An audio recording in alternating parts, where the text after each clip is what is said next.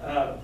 So what our recommendations were, and like I said, I don't think these are too new to anybody because they've been in the courts for a couple of years. Full-time equivalents, on-site staff with 3 operators. Notice we say full-time equivalent. It doesn't mean 3 guys, 40 hours a week, Monday through Friday. You're going to have to stretch those out a little bit because this plant doesn't need full-time or 8 hours a day attention on the weekends, but it does need to be visited. It does need 2 to 3 hours on Saturday, 2 to 3 hours on Sunday check-in. But I think once you get that, you get your operators kind of overlapping to where they're getting their weekend hours. But it's going to be roughly full-time, 3 full-time equivalents. For state regs, this new plant is going to have a minimum of 1 on-site classification per B at any given time. So it's probably advisable of these 3 guys that you have at least 2 that are Bs, so that you have your on-site guy out there at the proper certification, and then a minimum of Class C certification for all 3. Obviously, Jerry may mix or match those a little bit, but that's your call. One thing you don't have, you will have now, is you're going to have at least one of those guys, probably one of your Bs, needs to be have all of his lab training and lab certifications, because you're going to be running a lab now, guys. Okay. I just want to throw that out there so as you look ahead, you're not forgetting about this, because come January, February, this thing's going to need attention, and it's going to need a high level of attention. You're no longer running the lean system. This is an old picture, but I love this because I think it's cool, so bear with me. It is several months old, but the reason I like it, I think it's such a cool picture, is you can kind of see inside where the clarifiers sit, and you can kind of see where the building goes over it. It's before they put the skin on, and so I think it's a cool picture that you're kind of looking down. Like I said, it's pretty old. Obviously, you guys have seen that the siding's been on it for a while and so forth, but that's the only reason I closed this. This thing right here is drive-through. It's a big truck, receiving truck that sits in here, and I shouldn't say truck, I should say trailer. That thing gets picked up every month or every 3 weeks, whatever you have to. Your screw press will be sitting up over here. And then see this area right in here? This is that room. And obviously this is the concrete pad, okay? But this is the room that all those pumps were down in. You saw a few pictures of those pumps. And then these blowers would be putting on right in here. So there's a bunch of big blowers that are going in this area. Obviously, it is a while ago because a lot of this has all been completed and so forth. I had one other thought, and by the way, this is a PowerPoint presentation, so we will, whatever you want to do with it, or send it to you tomorrow, disseminate it however you like to have this. One of the things that we have, and it may not be terribly useful in reality, but they're really pretty cool. We fly the site once every 5, or not once every 5, but about 5. How many times have you flown it? Probably 5? half a dozen times, yeah. We've got some flies of this, so and they're pretty cool videos, and we sent them to you guys previously, but you guys probably haven't seen any of this stuff. Like I said, they're not they're fun, but they're not terribly technically informational, but they're fun to have and fun to see. Guys, that's where we are. That's where we have been. Hopefully a little bit of that history is a bit helpful to you. I could go back to 88 with enough history, right? Enough water under the bridge, so to speak. I realize this, that none of my pictures show the sludge holding basin, but there's another big box with a couple of things like this that sits down in here in one of the old basins.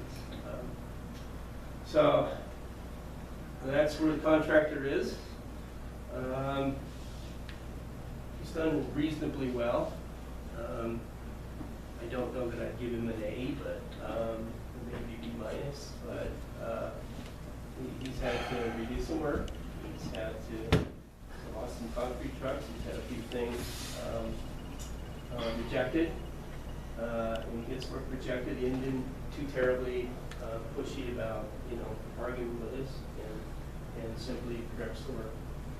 So, and I didn't get down into anything like how a plant works, sorry,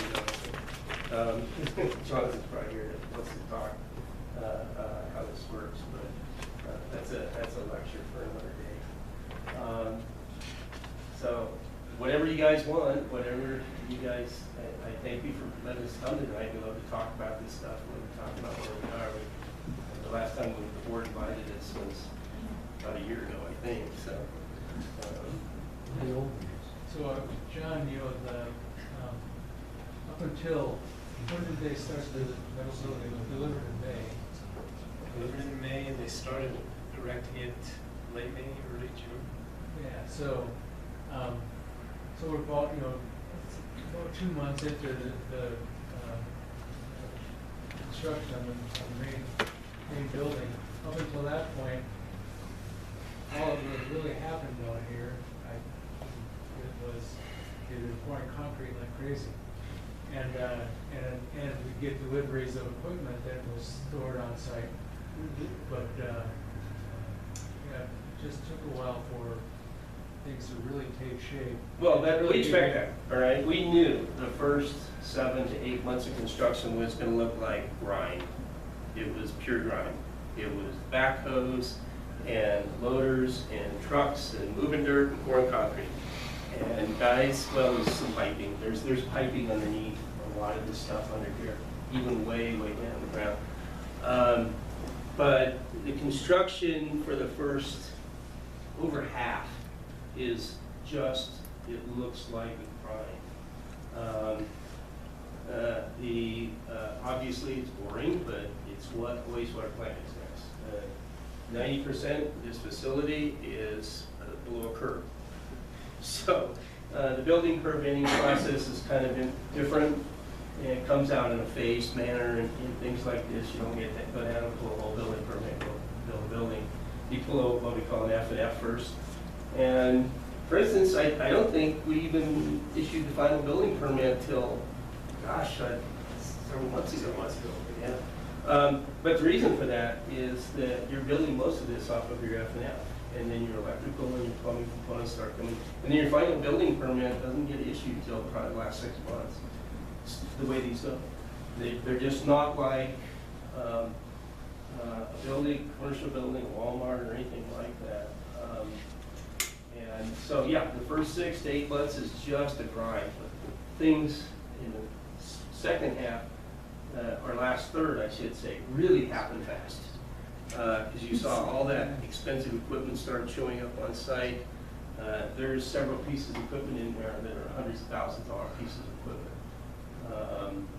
And that screw press is, what's your screw press, $250,000? How much was that? The generator's about, it's $250,000. So, you know, when those things start showing, the good thing about I guess the good thing about the grind is it's boring, but your money isn't flying out the door very fast. And then come the end, then the money really starts flying out the door. Because, well, your contract is what we call a deliverable-based contract, municipal regs. So it's not, you don't pay for something up front. You know, sometimes you get a builder coming into a remodel and says, I want 20% up front or something. And in the private industry, that's acceptable, and I understand it. But in municipal work, it's all deliverable based. So he ordered that screw press. I don't you know when it is, but it was months and months ago, but the delivery on that was probably 6 months. But he didn't get a dime until that thing showed up on site. So he's carrying, you know, he probably wrote a check for 10%, something like that, to his vendor, but we don't pay for it until it's on site. Even then, we only pay for the equipment as it's been paid for. Okay? So your rules and your contract, municipal contracting is pretty strict, pretty well laid out. You know, you don't have a whole lot of get to make a lot of decisions, we'll pay him this year, pay him that there. No, you don't pay him until he does something. Now, you can get paid for paper sometimes. If certain shop drawings are actual designs, and so he can be paid, but it's still a deliverable based. It's still utility based. So that's one of the reasons why the money kind of flies out the door at the end, because he's kind of carrying it throughout this. So these big municipal contractors, you know, have to have lines of credit that are crazy. But that's their problem. Any other questions for John? Yeah, I didn't hear any questions. I have two. Something. One, is there any thought of putting any kind of a RV dump over there for the community? No, I haven't, but Okay, and it's no. not terribly advisable. Okay. Well, I know a lot of other people would probably go in there and try to use it, but Well, if we told one person that somebody else was using it, You can go to they'd have a camera on it, they'd be spying on it every day. Yeah. It'd be pretty controlled. It's not as bad as it used to be on those, and I'm far less resistant to them than if you'd asked me that question 10 years ago. I'd said no, and not on my watch. But I'm a little bit more hesitant. But you notice the operator says no right off the bat too. Sure. It's not nearly as bad as it used to be because you know, the chemicals that go into the Blackwater tank. I learned way more about RVs than I was supposed to, at least the wastewater side.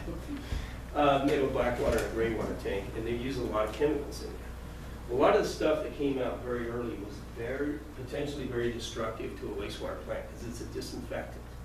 And this is the biological plant. It's not a chemical plant, it's biological. So we put a bunch of disinfectant in there. We can actually hurt our process.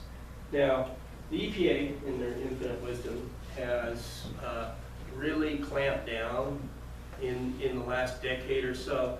And so a lot of the chemicals, and you just can't go and buy anything off the shelf anymore that's not highly biodegradable and has a really short biodegradation. So I'm not nearly as resistant these days, but that's not a decision for me, that's a decision for you. We'll make happen whatever you guys want me to make happen, but, so anyway. So my second question is, it was reported not too long ago that I think it's Cherokee that's over on Constitution 24, that they were going to Colorado Springs. All their waste was now going to go to Colorado Springs. Would you like to answer that, Mr. Cherokee? Can I finish my question Sure. before you answer it? The other thing that was brought out during all that, and Mr. Pace could probably speak way better to this because he's the expert. He said that since Cherokee went there, now Meridian Ranch can go there, Four-Way Ranch can go there, all these other places around here can go to Colorado Springs, and anybody who wanted to use our waste treatment plant, we were screwed because they were going to go to Colorado Springs and we'd be in big trouble. I don't know where you got that information. It's on his website. Okay, fine. It's not from me, and that's not what my answer would be. As far as Cherokee goes, here's Jonathan Smith. My name is Jonathan Smith. I'm the Water and Wastewater Collections Manager for the Cherokee Metropolitan District. The Board of Directors have been having conversations with the city.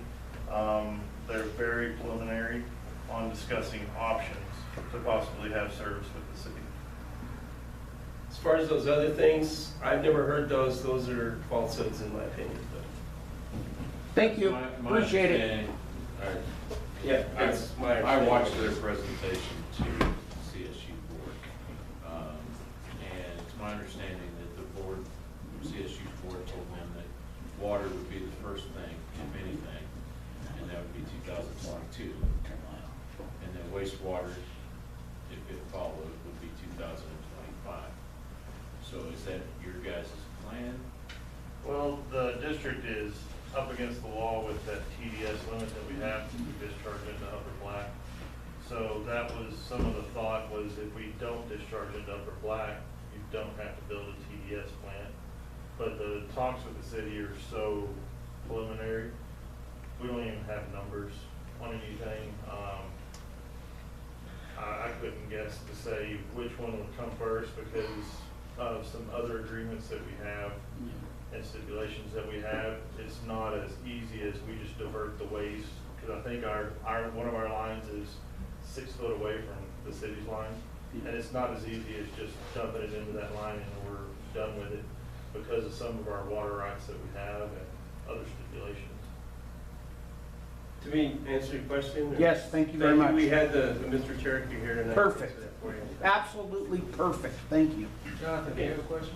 I was just wondering, what type of screw press were you going with? Was it the BioSwing, the Hoover? Swing. BioSwing? I knew he was gonna answer exactly the question. That's what we're right when you came here. Yeah. Oh, I had one, of course I have one. Could you tell me who Steve Hasbrook is? Who? Steve Hasbrook? He's the president of the Cherokee Metro Board of Directors. Thank you. So is the contractor being, Like that means something to anybody. There are liquidated damages. I can't remember what they're off the top of my head. Brian tries one. You probably talk about them every damn day. Yeah, that was the only day after. If he doesn't meet his completion date, he gets fined $1,000. They're not fined. They're liquidated damages. We're very careful about stating liquidated damages, not fines. so will he be fined because he's not coming on October 31st? No, the state moves it, we're fine, and he asked for a lot more than he got. As we walked through his request, there are valid things, there are valid things that were out of his control, or maybe even the district. We even did one of our little subcontractors actually costing a couple days. But there are other things that he probably his feet shouldn't be held to the fire for. There were some that, yes, and so he didn't get anywhere near what he asked for. But, because we're not gonna give him credit for the day that, hey, you had a decent winter and you failed to get out there on this day, or you blew a pour on that day, and that's what you did. It's I have no control over that, it's him, so. Hopefully I answered that question for you. All right, I don't mean to cut you off. You bet. I know you guys got a lot to do, so I'll gladly, jump out the door and I appreciate it. Thank you very much. thank you guys. You can have us back anytime you want. Appreciate that. Huh? Appreciate that. And one thing though, real quick, Court, you may wish to, as I know you guys are breaking down the fire hose, but you may want to, in a soon board meeting, have Wayne and I come. I think Terry and I went to water council and tell you the state of water and start getting on top of how your water rights are structured, how they all work together and so forth. So I would encourage you to, not just because I want to talk, but talk about stuff, but I would encourage you to do that at a board meeting or a work session or something as soon as you can. Fantastic.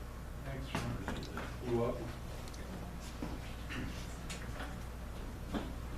Do you need me for anything else, or? Thank you very much, and dismiss them too. I knew you had a second question. We told you to pick up phone. Excuse me, are they going to post that on the website? No, that's what Okay, yeah, we're gonna take a 5-minute break. Oh, thank God.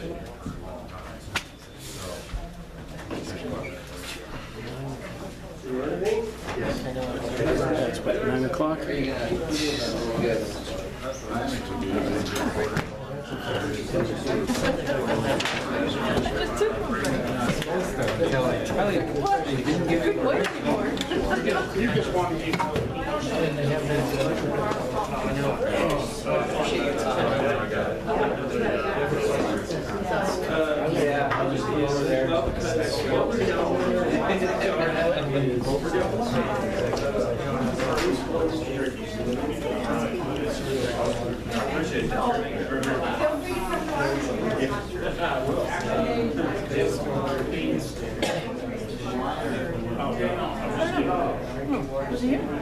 There was one as I was coming out. I was walking out.